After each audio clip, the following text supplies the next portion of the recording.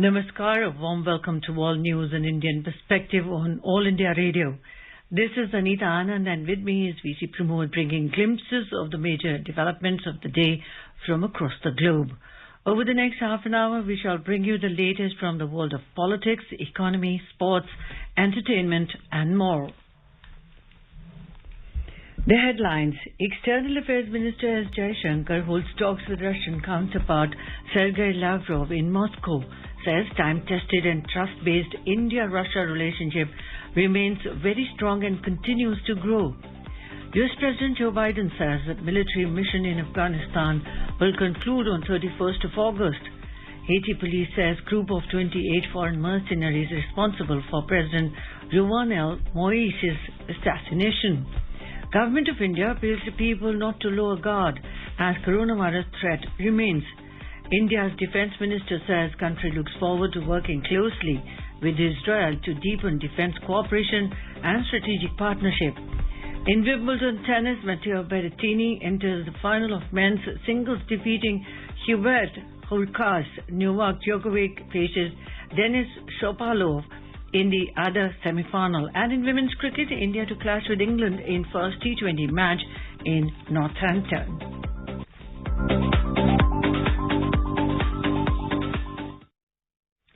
As the nationwide free COVID-19 vaccination campaign at government facilities for those above 18 years is underway, we advise our young listeners to get vaccinated and also to help others to get vaccinated. We also advise our listeners not to lower their guard as COVID-19 remains a threat to our health. Please stay at home unless it is essential to go out and continue to follow these 3 simple steps. Wear a face mask, maintain 2 gaz ki duri for social distancing, focus on hand and face hygiene. For any COVID-related information and guidance, contact National Helpline numbers 011-2397-8046 and 1075. And now the news in detail. External Affairs Minister of India, Dr. S. Jaishankar, appreciated Russia's timely support during the second wave of COVID-19 pandemic in India and also for the Sputnik V collaboration. Russia Direct Investment Fund, RDIF, is piloting Russia's Sputnik V vaccine, which has partnered with the Hyderabad-based Dr. Reddy's Laboratories to supply COVID-19 doses vaccine in India. Dr. Jaishankar is on a 3-day visit to Russia. He also met the Russian Deputy Prime Minister Yuri Borisov on Thursday and reviewed the economic cooperation between the 2 countries. Right at the start, express my appreciation for the support we got from Russia during the second wave of the COVID pandemic this year. There were 4 consignments which were flown in on a very expedited basis by the Russian government. And of course, as you've also heard, now India has become a partner of Russia in the production and use of the Sputnik V vaccine. And we believe that this is not only good for the 2 of us, but it has positive implications for the rest of the world. In a tweet, the External Affairs Minister said he held a productive review of economic cooperation with Mr. Borisov, the co-chair of India-Russia Intergovernmental Commission, TEC, IRIGC-TEC, the India-Russia Intergovernmental Commission on Trade, Economic, Scientific, Technological and Cultural Cooperation, IRIGC-TEC, is the APEX G2G Forum for Bilateral Economic Cooperation. IRIGC-TEC is chaired by the External Affairs Minister from the Indian side and the Deputy Prime Minister from the Russian side. Dr. Jaishankar also took stock of the engagement in trade and investment, connectivity, energy, transport, and science and technology. Meanwhile, he also welcomed Borisov for the upcoming Intergovernmental Committee IGC meeting in India. Earlier in the day, the External Affairs Minister said the relations between Russia and India have been among the steadiest of the major relationships in the world after the Second World War. The minister said geopolitical compatibility, leadership, trust and popular sentiment remain the key drivers of India-Russia relationship. Now, we've always seen our relationship with Russia as a contribution to global peace, security and stability. I think what makes our working together so natural and comfortable is our belief in a multipolar global order. We consider that to be the 21st century. External Affairs Minister is also on a two-day official visit to Georgia at the invitation of the Vice Prime Minister and Foreign Minister of Georgia, David Zalkalyani. This will be the first visit of an External Affairs Minister to independent Georgia. During the visit, the External Affairs Minister will have a bilateral meeting with his counterpart covering various aspects of bilateral relations as well as exchange views on issues of regional and global interest. Meanwhile, External Affairs Minister of India, Dr. S. Jaishankar, said the situation in Afghanistan occupied attention during the talks held earlier because it has a direct implication for regional security. If you have to see peace within Afghanistan and around Afghanistan, that's important for India and Russia to work together to ensure that much of the progress that we have seen in economic and social and democratic terms are maintained. We are both committed to an independent, sovereign, united and democratic Afghanistan. Dr. S. Jaishankar will attend the Shanghai Cooperation Organization SCO Foreign Ministers meeting on the 13th and 14 July in Dushanbe ahead of the SCO summit on the 16th and 17th September. External Affairs Minister Dr. S. Jaishankar will attend the SCO Foreign Ministers meeting in Dushanbe on 13th and 14 July. The meeting will prepare the ground for the SCO summit, the meeting of the heads of the states of Shanghai Cooperation Organization countries, which will take place on 16th and 17th of September in Tajikistan's capital, Dushanbe. Tajikistan, the chair of this year's SCO Heads of the States Council, had announced the summit dates, but there is no confirmation so far on the format of the summit-level meeting. Meanwhile, the BRICS countries have agreed to the STI-led BRICS Innovation Cooperation Action Plan 2021-24 proposed by India. The development occurred during the 12th meeting of the BRICS Science and Technology Steering Committee. The Science and Technology Ministry said India had proposed the plan to facilitate sharing of experiences of each other's innovation ecosystem and networking of innovators and entrepreneurs. The details of the action plan will be worked out by BRICS Science, Technology, Innovation, Entrepreneurship Partnership Working Group. The Department of Science and Technology, India, hosted the 12th meeting of the BRICS Science and Technology Steering Committee on Thursday. Scientific ministers and agencies of all BRICS countries participated in the meeting. The United States has said that its military mission in Afghanistan will conclude on the 31st of August. U.S. President Joe Biden made the announcement from the White House Thursday night. A report. The United States did what we want to do in Afghanistan, to get the terrorists who attacked us on 9/11 and deliver justice to Osama bin Laden, and to degrade the terrorist threat to keep Afghanistan from becoming a base from which attacks could be continued against the United States. Bringing an end to nearly 20 years of war, U.S. President Joe Biden advanced the withdrawal of the military forces from the symbolic deadline of September the 11th, 2021 to the end of August. There were three main elements to his address. First, Mr. Biden asserted that the U.S. had achieved all the objectives that it had set out for itself 20 years ago. He said the U.S. did not go to Afghanistan to nation build and that it was the prerogative of the Afghan people. Secondly, Mr. Biden said that the U.S. had spent a considerable amount, to the tune of $1 trillion, in developing the Afghan National Defense Security Force, the ANDSF, numbering nearly 300,000 currently. He said the ANDSF had been provided with all tools and training equipment of a modern military.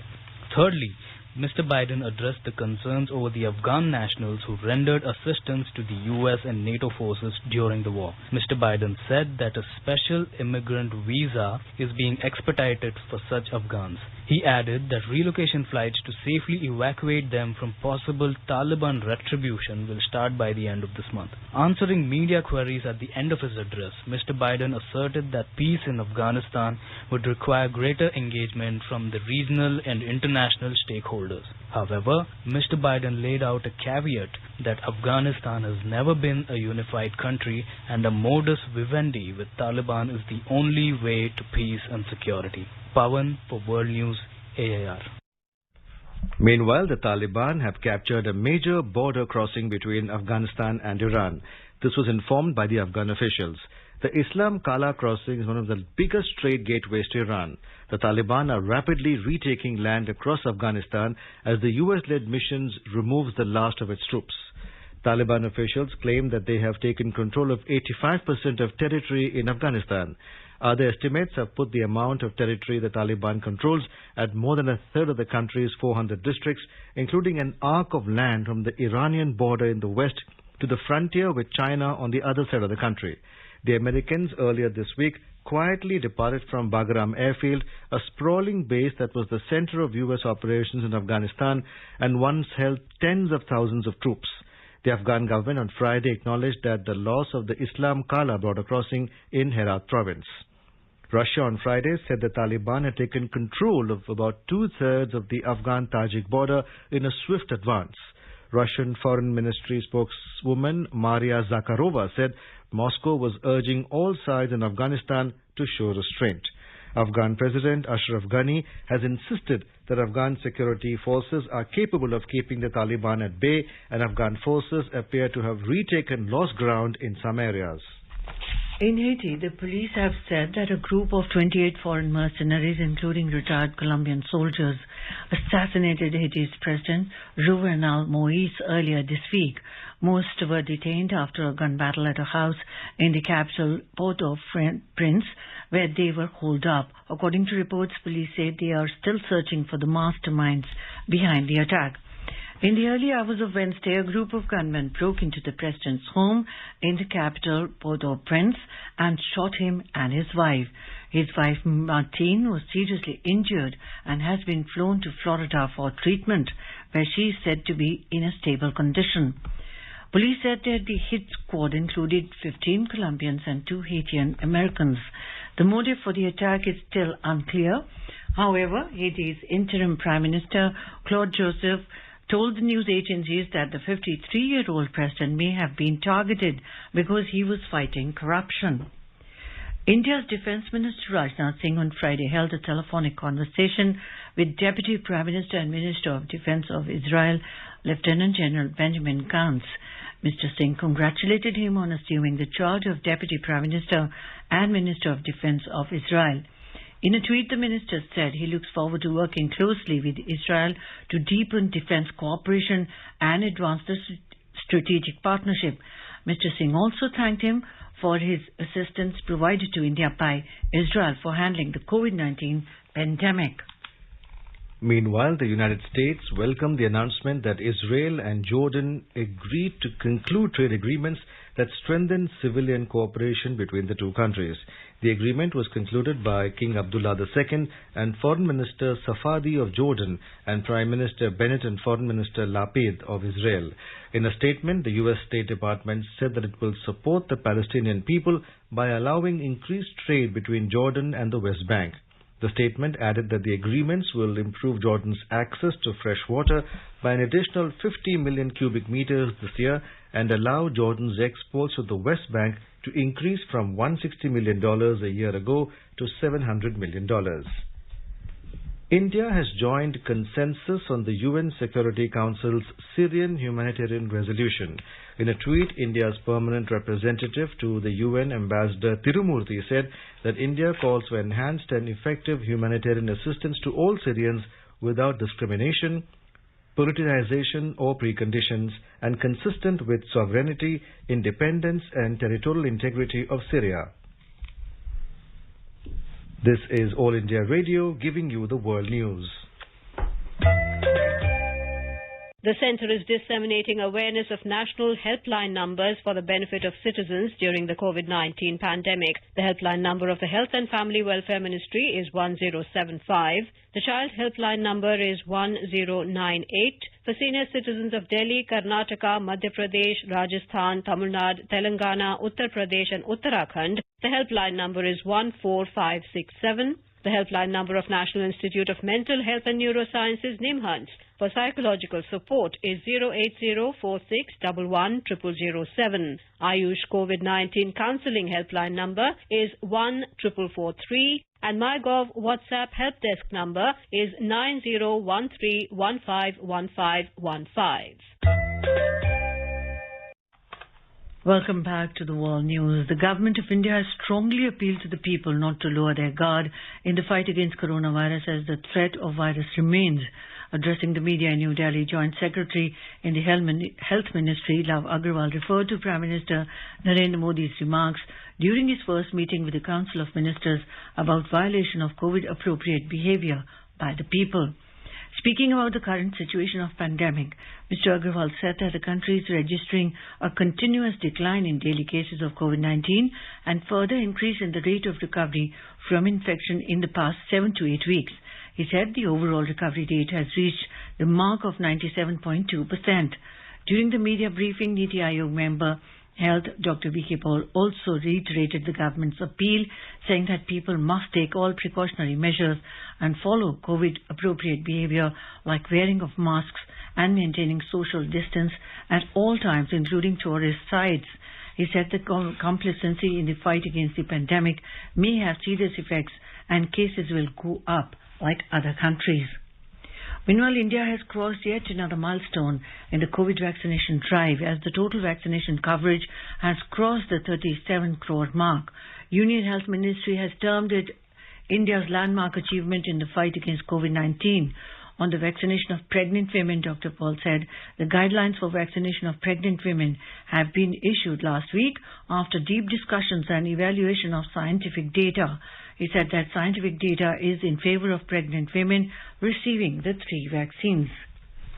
Meanwhile, Prime Minister Narendra Modi reviewed the progress of oxygen augmentation and availability across the country.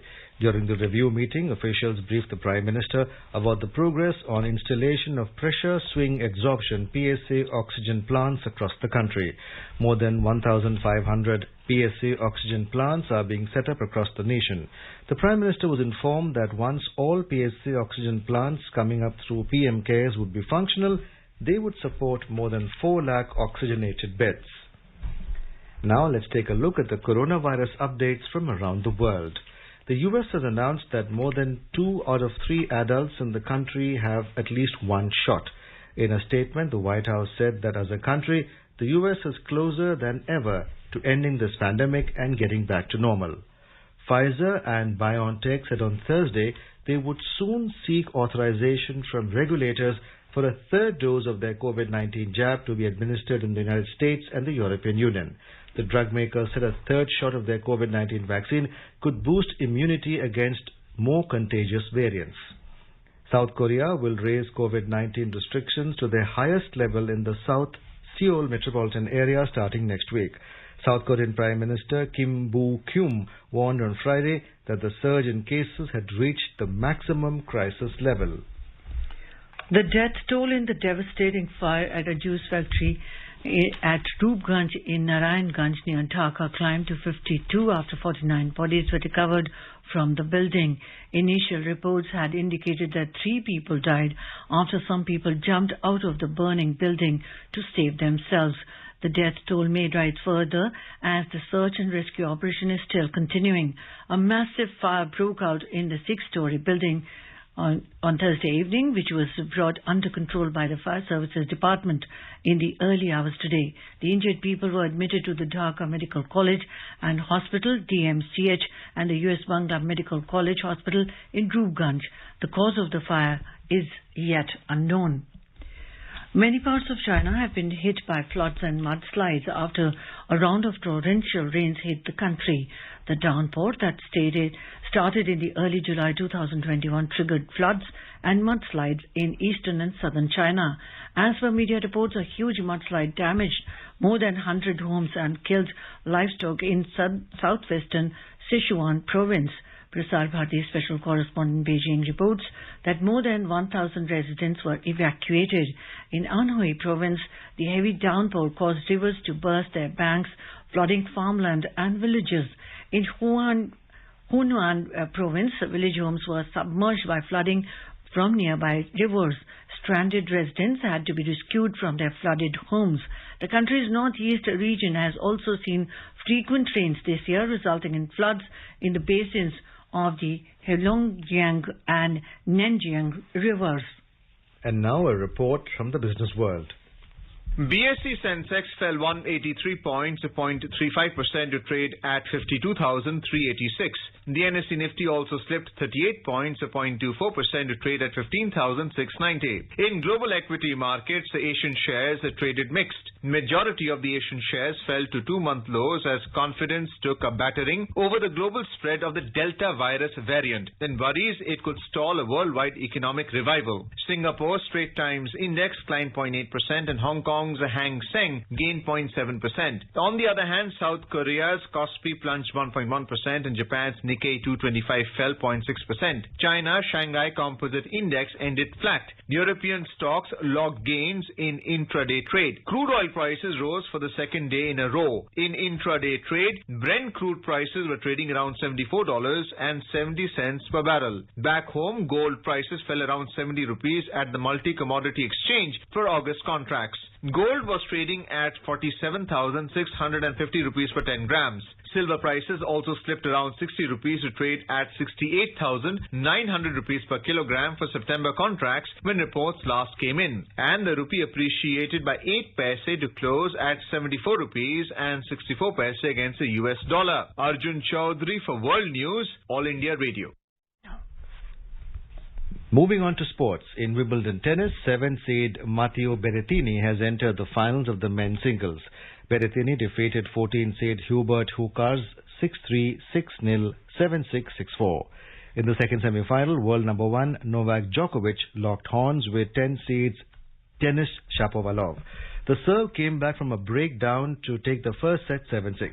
Novak Djokovic can reach a 7th Wimbledon final and a record-equaling 20th Grand Slam title. The world number 1 is the overwhelming favourite to defeat semi-final opponent Denis Shapovalov, the Canadian player he has already beaten in the 6 games that they have played. Top seed Ashley Barty will face 8th seed Karolina Pliskova in the women's singles final in London tomorrow. In women's cricket, India will take on England in the first T20 International at Northampton shortly. The one-off test between the two teams ended in a draw while England won the ODI series 2-1. Test and ODI skipper Mithali Raj was the lone performer in the ODI series as she racked up 3 half-centuries in 3 matches, including a 75 not-out in the last match that took the team to a face-saving win. However, Mithali is not part of the T20 international squad. Prime Minister Narendra Modi on Friday reviewed preparations for facilitation of India's contingent at Tokyo Olympics. Mr. Modi discussed the logistical details, their vaccination status, and the multidisciplinary support being given. With only a few days remaining for the start of the Tokyo Olympics, All India Radio brings a special series on India's medal prospects at the sporting extravaganza. Today we will talk about Anu Rani, the only Indian female javelin thrower athlete to participate in the Olympics and currently holds a national record.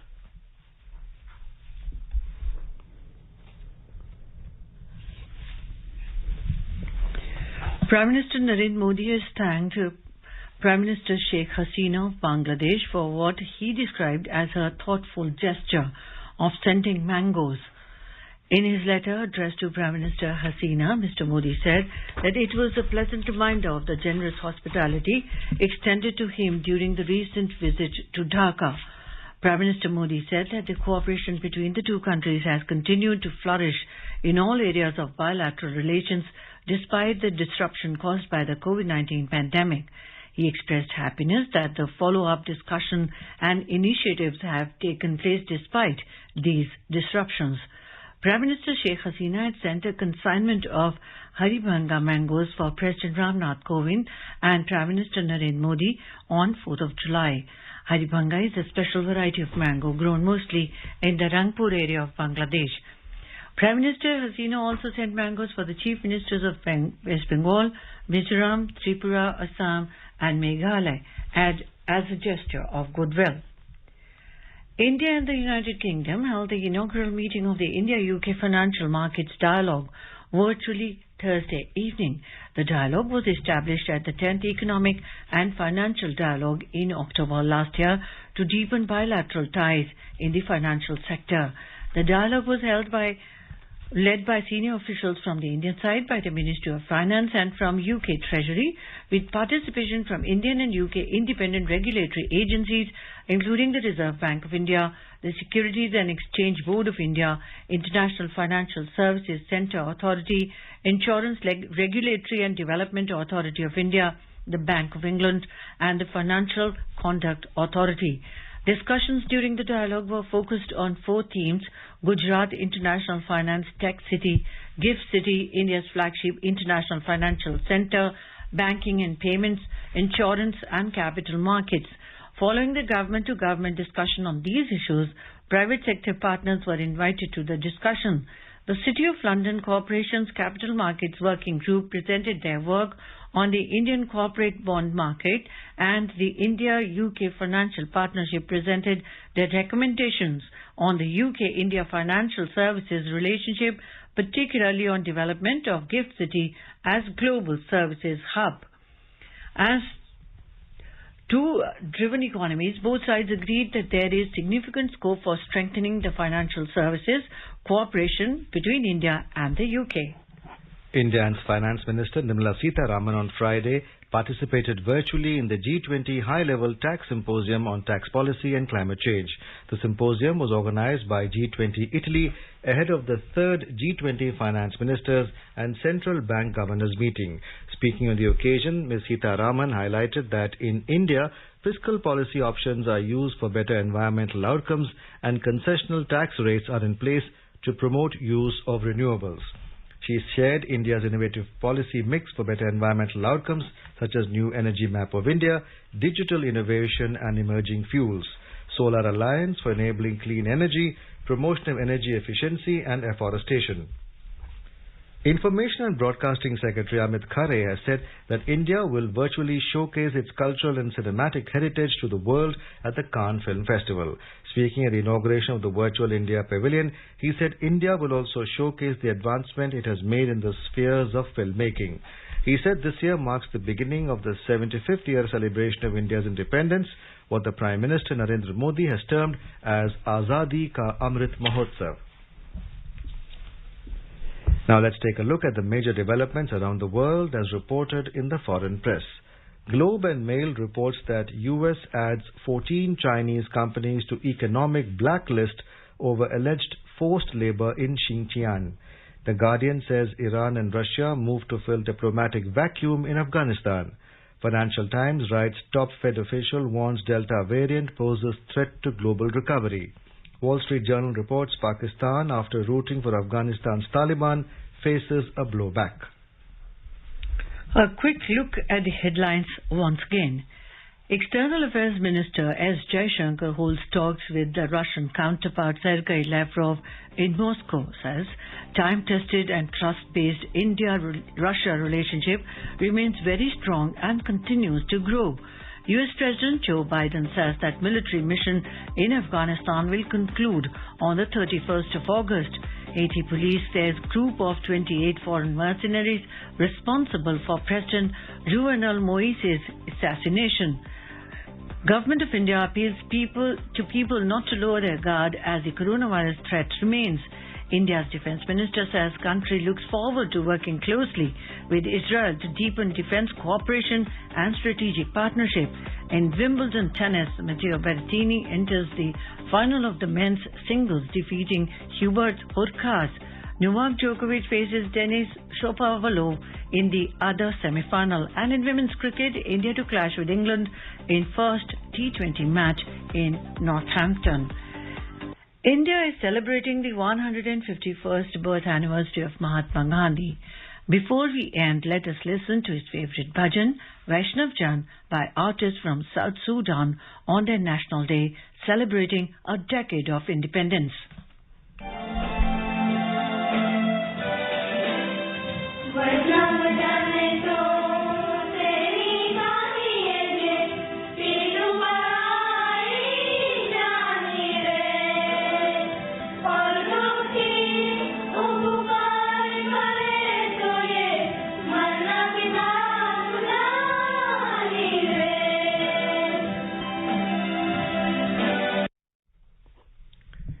And with that, we end this bulletin. We'll be back at the same time tomorrow with the next edition of World News.